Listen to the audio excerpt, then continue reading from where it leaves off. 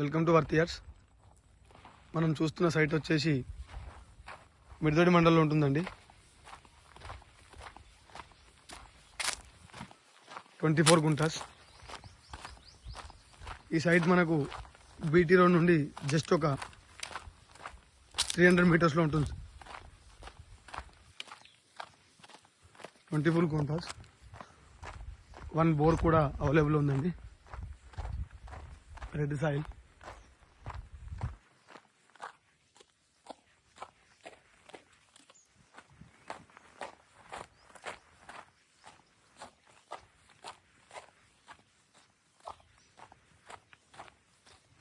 ఈ కనిపించే కడిలే మనకు సైట్ అండి.